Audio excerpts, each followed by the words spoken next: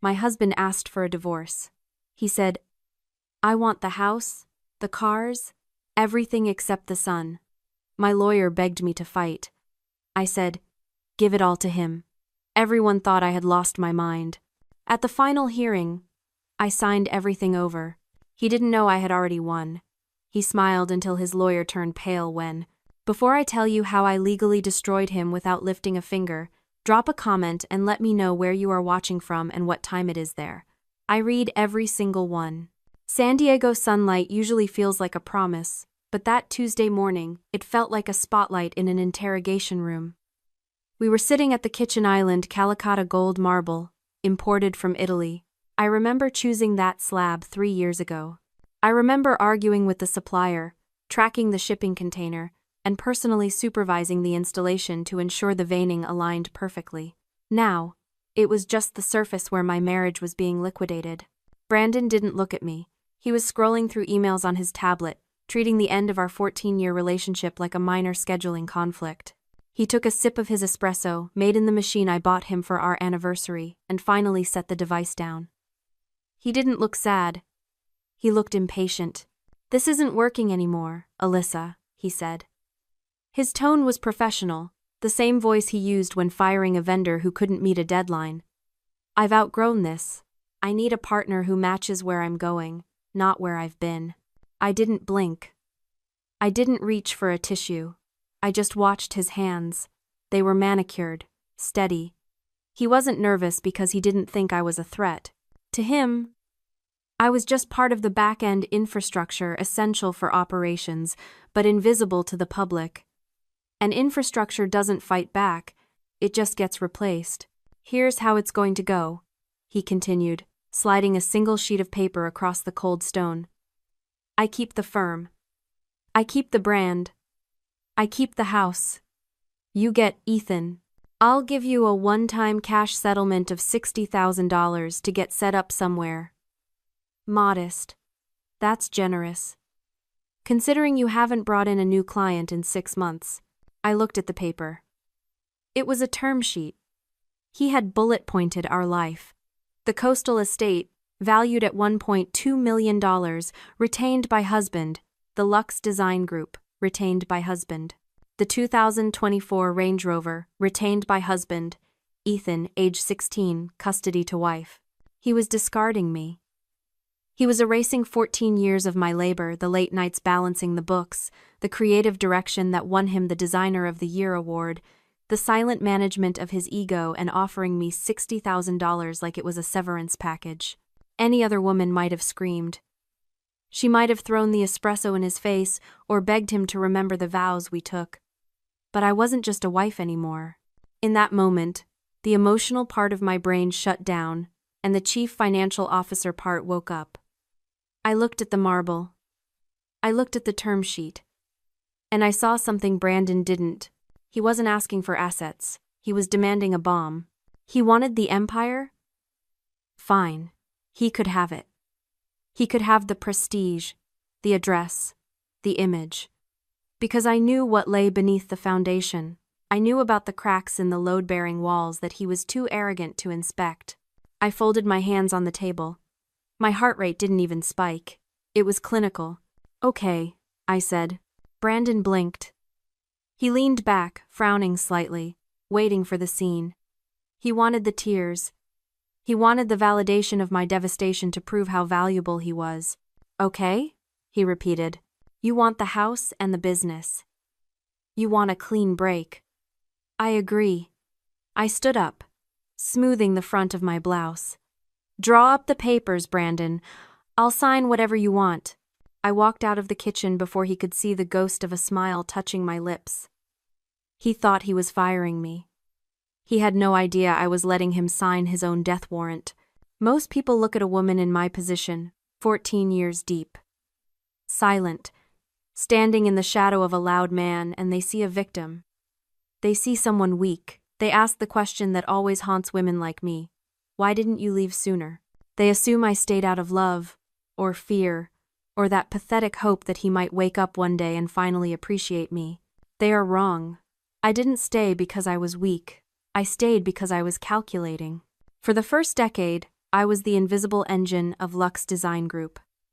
Brandon was the face charming, handsome, great at shaking hands and drinking scotch with clients, but I was the one who turned his sketches into blueprints.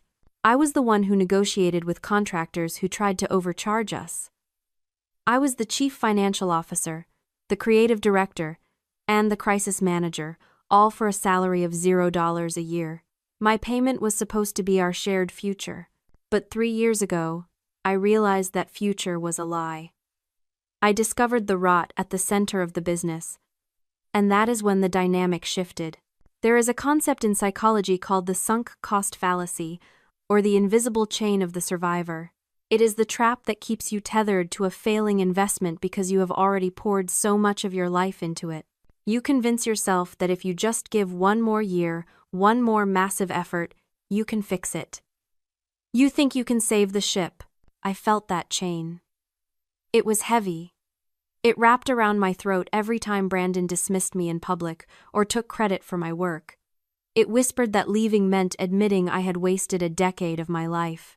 But then, the analytical part of my brain took over. I realized I wasn't fighting for a marriage anymore.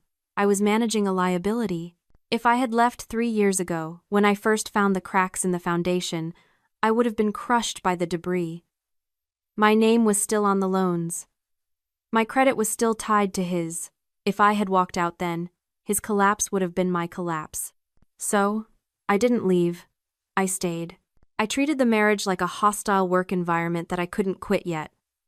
I stopped investing emotion and started investing in an exit strategy. I became a structural engineer inside a condemned building. My goal wasn't to save the building. It was to brace the walls just long enough to get the civilians out. The civilian was my son, Ethan. For 3 years, I played the part. I nodded when Brandon bragged. I smiled when he bought things we couldn't afford. But in the background, I was methodically untangling myself. I removed my name from the new business lines of credit. I refused to co-sign the refinancing on the house, claiming I wanted to protect his credit score from my student loans.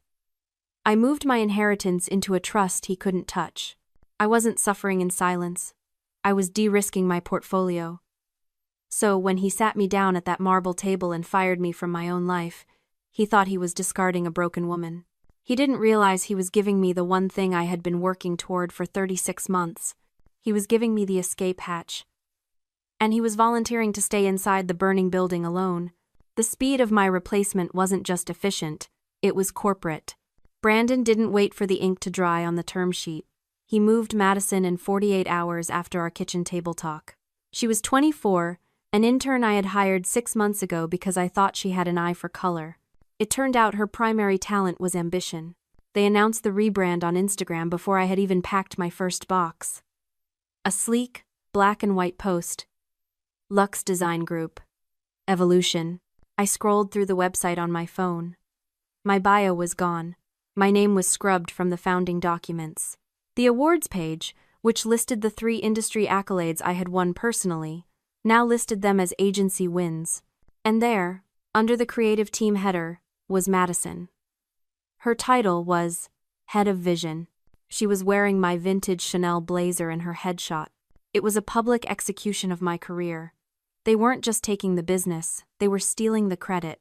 Brandon was rewriting history to make it look like I had never existed, like the last decade of success was solely his genius manifested. But the digital erasure was nothing compared to what they did to the house. The sunroom was my sanctuary. It was the only room in that glass and steel mausoleum that felt human. I had restored it by hand, sourcing vintage terracotta tiles from a salvage yard in Tuscany, nursing fiddle leaf figs back to health in the corners. It was where I drank my coffee. It was where I breathed. I came home on a Thursday to pack the last of my books, and I heard the sledgehammers. Dust was billowing into the hallway. I walked to the back of the house. Madison was standing in the doorway, holding her phone up, filming a story for her followers. "Demo day," she chirped, panning the camera over the destruction. Finally getting rid of this dark, dated energy, we're turning this into a white box content gym. Yoga mats, mirrors, and ring lights, baby! Minimalism is the new luxury. Dark and dated, She was smashing rare Italian craftsmanship with a sledgehammer to make room for a ring light. I watched a workman toss a piece of terracotta into a dumpster bin. It shattered. That tile had survived 200 years in an Italian villa, only to die because a 24-year-old influencer needed better lighting for her glute workout. I didn't scream. I didn't cry. I didn't beg them to stop. I simply calculated the value of the renovation costs adding to the already maxed-out credit cards. Keep digging, Brandon, I thought. Make it expensive. Oh, Alyssa, Madison said, lowering her phone. She didn't look embarrassed. She looked triumphant. Sorry about the noise. We just really wanted a fresh start. You know how it is. Out with the old. It's going to look very expensive, I said calmly. That's the point. She smiled. Then the doorbell rang. It was the final insult. Catherine, my mother-in-law, had arrived to supervise. She walked in, wrinkled her nose at the dust, and immediately began directing the movers. Brandon hadn't hired a professional packing service. He'd hired 2 guys with a van and a stack of cheap, thin cardboard boxes. Catherine stood over me while I folded my clothes. You really let yourself go, didn't you? She said, gesturing vaguely at my lack of makeup. Brandon needs someone with energy. Someone who represents the brand. You stopped trying, Alyssa. You got comfortable. Comfortable. I had been keeping her son out of federal prison for 3 years, juggling creditors and tax audits, and she thought I was comfortable.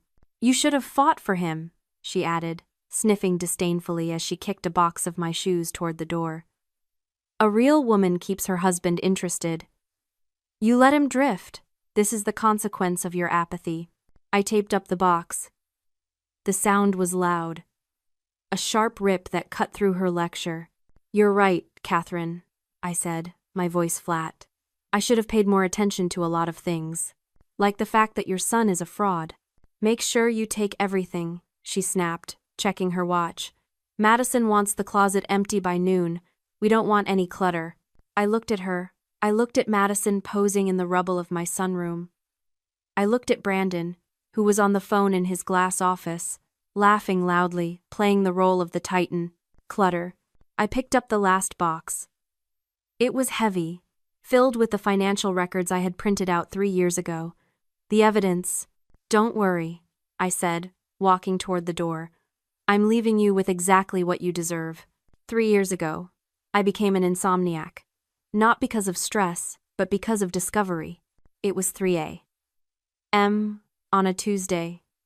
Brandon was working late again, which I later learned meant drinking scotch with potential investors he never closed. I was in my home office, reconciling the quarterly accounts for Lux Design Group. The numbers weren't adding up. There was a discrepancy in the vendor payments funds going out to suppliers we hadn't used in months. I pulled the raw bank data, and then I saw it. It started as a trickle. A few thousand here for consulting fees, a few thousand there for marketing expenses. But when I cross-referenced the EINs, the companies didn't exist. The money was being funneled into personal accounts. Brandon's personal accounts. I kept digging. I pulled the credit reports. I pulled the tax filings. What I found was a financial crime scene. The business wasn't just struggling. It was insolvent. Brandon had taken out high-interest merchant cash advances, predatory loans with daily repayment schedules just to cover payroll. He had maxed out every line of credit.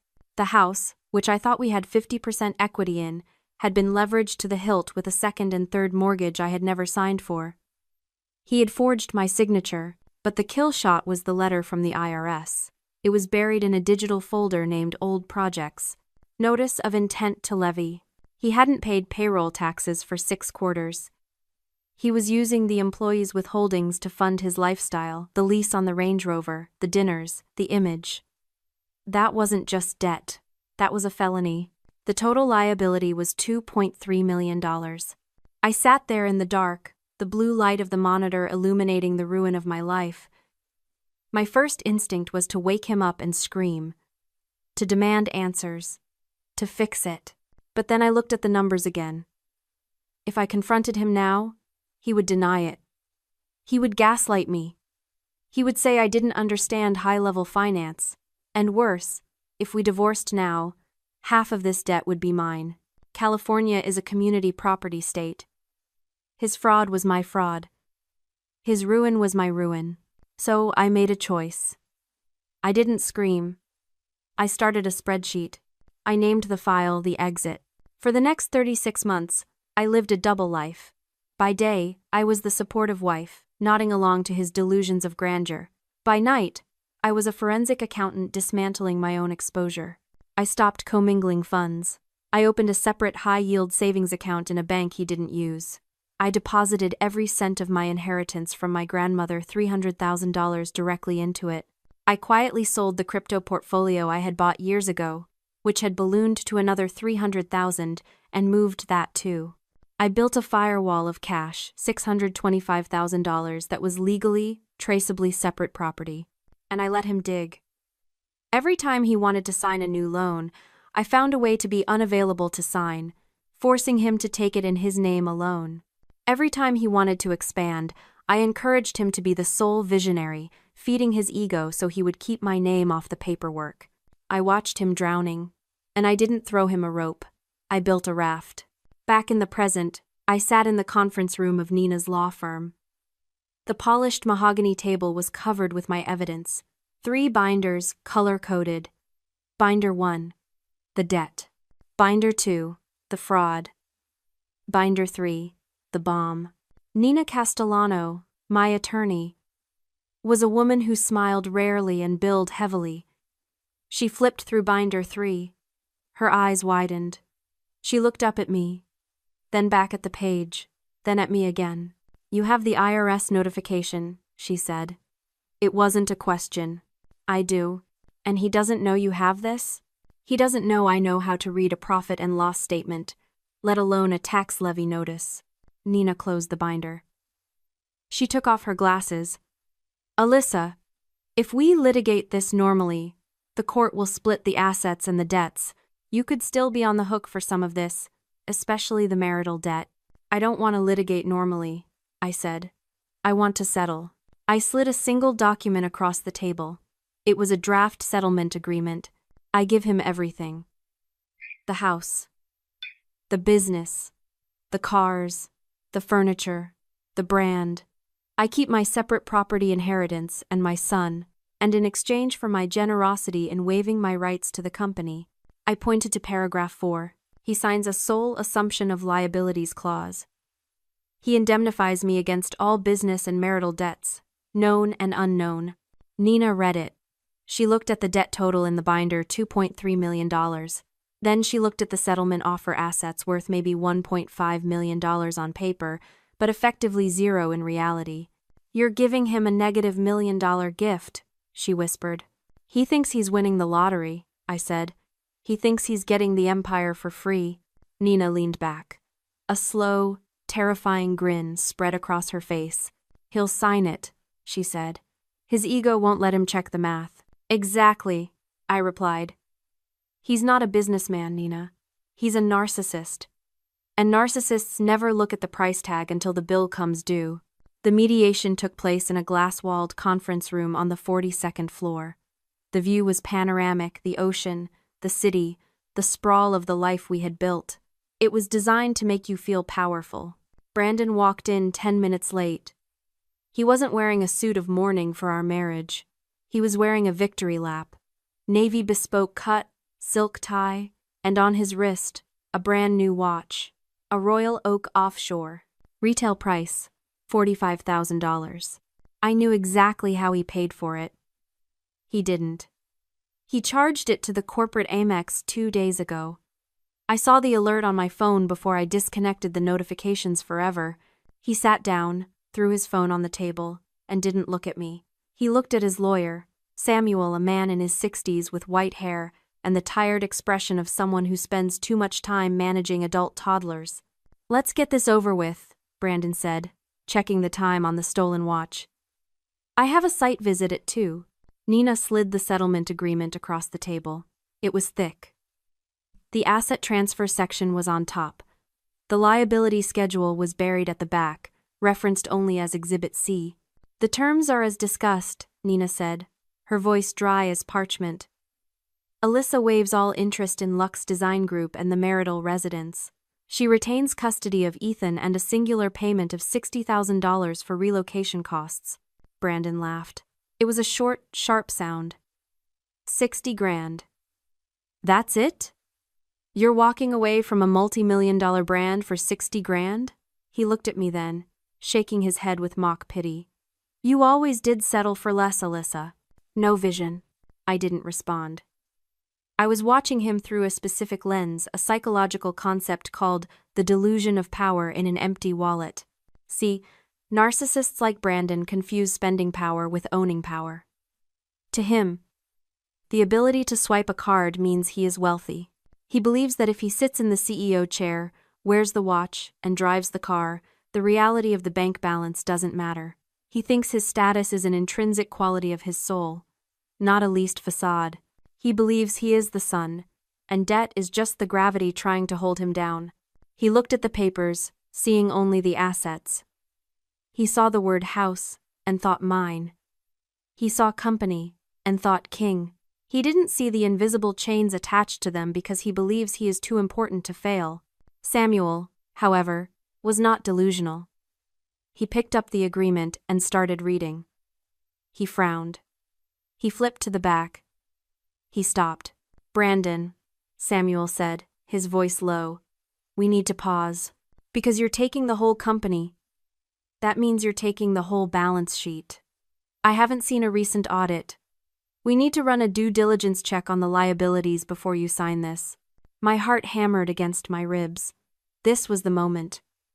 If Samuel dug, if he pulled a current credit report, the game was over. We don't have time for an audit, Brandon snapped. That takes weeks.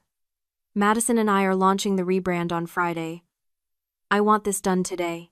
I strongly advise against that, Samuel said, taking off his glasses. Alyssa was the CFO. She knows the numbers better than you do. If she's walking away this easily, I want to know why. Brandon slammed his hand on the table. She's walking away because she's weak, Sam. Because she knows she can't run it without me. I built this company. I know what it's worth. He grabbed the pen. I'm not waiting for some accountant to tell me I'm rich. I know I'm rich. Samuel looked at him. He saw the ego. He saw the futility of arguing with a god complex. He reached into his briefcase and pulled out a single sheet of paper. Then sign this first, Samuel said coldly. It's a waiver of counsel. It states that I advised you to audit the financials, and you refused.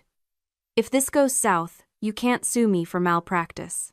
Brandon sneered. He signed the waiver with a flourish. Then he pulled the divorce agreement toward him. Give me the pen, he said. He signed his name on the line that gave him the empire. He looked up at me, his eyes shining with triumph. Pleasure doing business with you, he said. I looked at the ink drying on the page. The pleasure is all mine, I whispered. The final hearing was supposed to be a formality. For Brandon, it was a coronation. He walked into courtroom 4B like he was stepping onto a yacht. He smoothed his tie, shot a wink at Madison, who was waiting in the hallway with a bottle of champagne in her tote bag, and took his seat next to Samuel. He radiated the energy of a man who believed he had just pulled off the heist of the century. I sat next to Nina. My hands were folded in my lap. I wasn't looking at Brandon. I was looking at the judge, a stern woman named Honorable Edith Vance, who had zero patience for theatrics. Mr. Mercer, Judge Vance said, peering over her spectacles. You are requesting the dissolution of marriage and the equitable distribution of assets as outlined in this agreement. You understand that by signing this, you are assuming full ownership of Lux Design Group and the marital residence. I do, Your Honor, Brandon said, his voice projecting to the back of the room. He sounded like he was accepting an award. And you understand that with full ownership comes full responsibility for all encumbrances, liens, and liabilities attached to these entities? Brandon waved a hand dismissively. Yes. Yes. I built the business. I know how it works. He didn't look at Samuel. He didn't look at the thick document in front of him. He just wanted the gavel to bang so he could go start his new life. Very well, the judge said. Sign. The sound of his pen scratching against the paper was the loudest thing in the room. Scritch, scratch. It was the sound of a guillotine blade dropping in slow motion. He signed the decree. He signed the asset transfer. And then, with a flourish, he signed the liability disclosure schedule. He pushed the papers toward the clerk and leaned back, crossing his arms. He looked at me and smirked. Samuel, being a diligent lawyer, began organizing the signed copies to place them in his briefcase. He picked up the liability schedule. His eyes scanned the top page casually, then stopped. He frowned. He flipped the page. I watched the blood drain from his face. It started at his cheeks and washed down to his neck until he looked like a wax figure. He leaned in close to Brandon. "Brandon," he whispered. But the courtroom was so quiet I heard every syllable. "Did you read Exhibit C?" "I told you, Sam. I know the numbers." "No," Samuel hissed, his hands starting to tremble. "You don't. Look at line 14. Brandon looked. He squinted. "IRS notice of levy? What is that?" "It means the company hasn't paid payroll taxes in 18 months, Samuel whispered, his voice rising in panic. "It means there is an active criminal audit." "So? The company pays it." "No, Brandon. You just signed a personal guarantee. You signed a waiver of corporate indemnity." Samuel pointed a shaking finger at the bottom of the page. "By taking full ownership without an audit, you just personally assumed liability for $2.3 million in debt. And because it's payroll fraud, that's not just bankruptcy." Samuel looked at his client with horror. "That is a prison sentence." Brandon froze. The smirk fell off his face like wet clay. He looked at the paper, then he looked at me. "You knew," he mouthed. I didn't smile. I didn't gloat. I just held his gaze. "Mr. Mercer?" Judge Vance asked, holding the gavel. "Is there a problem?" Brandon stood up halfway. "Wait. I didn't. I need to rescind. I didn't know about the taxes." "Sit down, counselor," Judge Vance snapped at Samuel. "Your client signed a waiver of due diligence against your advice 3 days ago. I have it right here." He attested that he had full knowledge of the business operations. "The court finds the agreement equitable and binding." Bang. The gavel hit the wood. "Divorce granted. Assets and liabilities transferred as signed. Court is adjourned." The judge stood up and walked out. Brandon collapsed into his chair. He looked like a man who had just been told he had terminal cancer. He looked at the empire he had fought so hard to keep, and finally, for the first time in his life, he saw it for what it was. It wasn't a throne. It was a cage. I stood up. I picked up my purse. I didn't say a word to him. There was nothing left to say. The ink was dry. I walked past him, past the pale, shaking lawyer, and out into the hallway. Madison was there, holding the champagne, beaming. "Did we win?" she asked, grabbing my arm as I passed. "Did he get it all?" I stopped. I looked at this girl, this ambitious, ruthless child who thought she had stolen my life. "Yes," I said softly. "He got it all, every single penny." I walked to the elevator and pressed the down button. Behind me, the courtroom doors opened, and the shouting began. The collapse of the House of Brandon wasn't a slow erosion. It was a controlled demolition. The IRS didn't wait. 6 days after the hearing, agents arrived at the Lux Design Group offices. They didn't care about the rebrand or the minimalist aesthetic. They cared about the 2 years of unpaid payroll taxes. They carried out computers and file boxes, the same boxes Catherine had used to pack my shoes in front of the staff. The bank foreclosed on the coastal estate 3 weeks later. The leverage Brandon had used to buy his lifestyle became the weight that crushed him. Madison lasted exactly as long as the credit cards did. When the corporate Amex was declined at a spa in Palm Springs, she didn't come home to support her man. She ghosted. I heard she's already interning for a tech CEO in Palo Alto. She wasn't a partner. She was a seasonal trend. Catherine tried to call me once. I saw her number flash on my screen. I didn't feel anger. I didn't feel the need to answer and hear her beg or blame. I just pressed block. That part of my life was a closed file. Brandon is currently navigating bankruptcy court and a federal indictment. He lives in a studio apartment that doesn't have a sunroom. He has the empire, just like he wanted. It just happens to be an empire of ash, but I didn't stay to watch the fire burn. There is a philosophy I believe in now called the justice of the sower. Punitive justice is about punishment. It looks backward. It focuses on the pain of the past.